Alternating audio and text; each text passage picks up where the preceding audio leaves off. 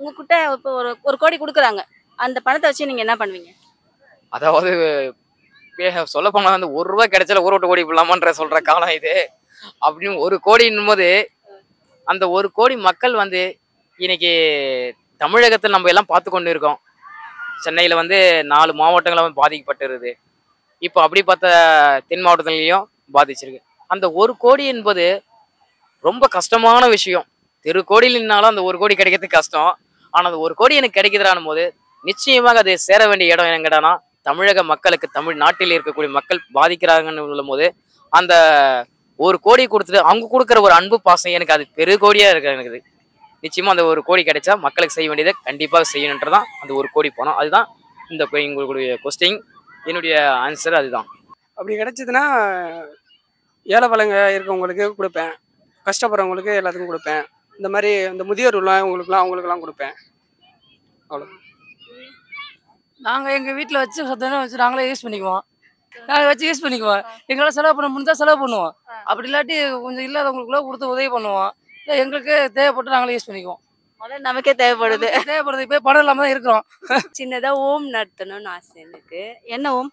சின்ன பசங்க இந்த மாதிரி வெளியில எல்லாம் பிச்சை எடுத்துட்டு அந்த மாதிரி இருக்காங்கல்ல, அவங்கள வச்சு ஒரு ஓம் நடத்தும். என்னை பொறுத்த வரைக்கும் இப்போ வந்து ஹாஸ்பிட்டல்ல எங்க பாப்பாவெல்லாம் ரொம்ப கஷ்டப்பட்டோம். நாங்கெல்லாம் எங்க பாப்பாவுக்கு ஆப்ரேஷன் பண்ணி அந்த மாதிரி எல்லாம் ரொம்ப கஷ்டப்பட்டோம். அந்த மாதிரி இல்லாதவங்களுக்கு கொடுத்து நம்ம கொஞ்சம் வச்சுக்கிற வேண்டியதான். எங்கள் ஊரில் ஜாலியாக இருப்போங்க. வேலைக்கெல்லாம் எங்கேயும் போக மாட்டோம். ஊர்லேயே செம்ம ஜாலியாக இருக்கும். எங்களுக்கு பிடிச்ச மாதிரி செலிப்ரேஷன் பண்ணிட்டு ஜாலியாக என்ஜாய் பண்ணிட்டு எல்லா இடத்துக்கும் சுற்றிட்டு இருப்போம். அவ்வளோதான். எங்க போவீங்க? இது மாதிரி சென்னை பார்க்ல வந்து பீச்சில் வந்து ஜாலியாக என்ஜாய் பண்ணுவோம். இல்லாதவங்களுக்கு கொடுத்து ஹெல்ப் பண்ணுவோம். பாருங்க, நீங்க வந்து வெறும் என்ஜாய் பண்ணுங்க. எங்க கூட இருக்க பசங்க எல்லாத்தையுமே சந்தோஷமா வச்சுக்குவேன். யாரையும் வேலைக்கெல்லாம் அனுப்ப மாட்டேன். ஜாலியாக உட்கார வச்சு எல்லாத்துக்கும் அவங்களுக்கு என்னென்ன முடியுமோ எல்லாமே என்னால் முடிஞ்சது எல்லாமே அவங்களுக்கு பண்ணுவேன். அவ்வளோதான். என்ன 12 பட்டி வந்தாச்சாப்பா?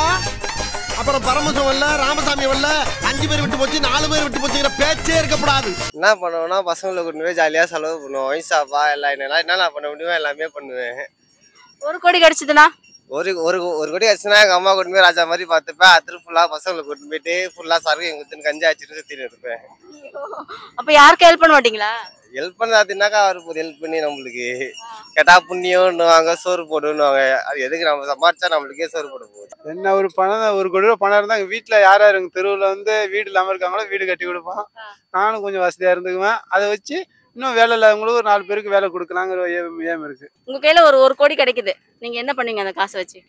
1 கோடி கிடைச்சிச்சுன்னா எங்க ஆளுகளுக்கு ஹெல்ப் பண்ணுவேன். இந்த மாதிரி இருக்கிற செல்லங்களுக்கு வந்து சாப்பாடு, ஒரு வீடு வசதி எல்லாம் கட்டி கொடுக்கலாம். அது மாதிரி என்ன ஃபேமிலிங்களுக்கு ஒரு உதவி பண்ணலாம். கஷ்டப்படுறவங்களுக்கு எதாவது என்னால் முடிஞ்சதை ஹெல்ப் பண்ணலாம். ஒரு ஃபேக்ட்ரி மாதிரி ரன் பண்ணி எக்ஸ்ட்ரா 2-3 கோடி தர மாதிரி அந்த மாதிரி பண்ணுவோம். வேற யாருக்கும் ஹெல்ப் பண்ண மாட்டீங்களா? ஆட்டோமேட்டிக்காகவே நம்ம இது பண்ணாலே போதும். நெக்ஸ்ட் படி ஒரு கோடியா 2 கோடியா டபுள் ஆக்கினாலே அப்படியே ஆட்டோமேட்டிக்காக ஹெல்ப் பண்ணிக்கலாம். நீங்க? நான் மட்டும் தான் செலவு பண்ணுவேன். நீங்க மட்டும் செலவு பண்ணீங்களா? உங்களுக்கு இப்போ 1 கோடி கிடைக்குது, நீங்க என்ன பண்ணீங்க அதை வச்சு? ஏழை மக்களுக்கு கொடுப்போம். அவங்க கஷ்டப்படுறாங்கல்ல, வறுமை குடிகள் இருக்கிறவங்க கொடுக்க வேண்டியதான்.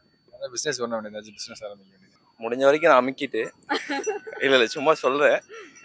மீதி பணத்தில் இருக்கிறவங்க எல்லாத்துக்கும் இப்போ கடையெல்லாம் வச்சுட்டு ஆயம்மாலாம் இருக்காங்க. முடிஞ்ச வரைக்கும் ஒரு 1000-500 கொடுக்கலாம். இல்லை அனாதாமஸ்துக்கு கொடுக்கலாம். அந்த மாதிரி வெறும் 1000-500 தான் கொடுப்பீங்களா? ஸ்டாண்டர்டா இல்ல, ஸ்டாண்டர்டா ஒரு இவர் சொல்றது வந்துட்டு சும்மா சாம்பிள் தான். ஆனா இவர் வந்துட்டு நினைக்கிறது என்னன்னா சும்மா வந்துட்டு நமக்கு தேவையானது இப்போ 1 கோடி கிடைக்குதுன்ற போது நம்ம வந்துட்டு சும்மா தான தர்மம் பண்ணோம்னா நமக்கு ஃபுல்லா பெருமை கிடைக்கும். அடுத்து வந்துட்டு இப்போ ஜென்ரலா நடக்கிறது என்னன்னா பாலிடிக்ஸ் தான். இப்போ மொத்தமா 1 கோடி கொடுத்தாலும் கூட அவங்க என்ன நினைப்பாங்க, பாலிடிக்ஸுக்கோசரம் கொடுக்குறாங்க அப்படின்னு தான் நினைப்பாங்க. ஸோ நம்ம வேணுங்கிறத வச்சுட்டு நம்ம இருந்துட்டு மீதி கொடுத்தோம்னா இருக்கிறத வச்சுட்டு பின்னாடி கொடுக்குறான் அப்படின்றத நினைப்பாங்க. ஸோ அதனால வந்துட்டு இருக்கிறத வச்சுக்கிட்டு மீதி வந்துட்டு கொடுக்கணும்ன்றது அவரோட எய்ம். அப்படியே கொடுக்கலாம். இந்த அனாதாஸ்பனம் எல்லாம் இருக்கு, அவங்களுக்கும் ஃபண்ட் கொடுக்கலாம். பணம் கிடைக்கிட்டா அதுக்கப்புறம் நான் என்ன சொல்றேன், கிடைச்சா என்ன பண்ணுவீங்க? கிடைச்சா உங்கள்கிட்டயே கொடுத்துருவேன். நீங்க கொஸ்டின் எனக்கா? பாவம், நீங்க யார இவ்வளவு தூரம் வந்து கஷ்டப்பட்டு ரிஸ்க் எடுத்து பண்றீங்களா, அதனால உங்களுக்கு கொடுத்த மக்களை மகிழ்ச்சி பார்ப்பேன். அப்ப நான் எனக்கு கிடைச்சேன்னா வந்து எல்லாருக்கும் கஷ்டப்படுறவங்களுக்கு எல்லாம் கொடுத்து ஹெல்ப் பண்ணுவேன். அந்த மாதிரி ஏதாவது சொல்றீங்களான்னு பார்த்தேன் நான். ஆமா, நானே வச்சுக்க மாட்டேன், கஷ்டப்படுறவங்களுக்கு கொடுத்து ஹெல்ப் பண்ணுவேன்.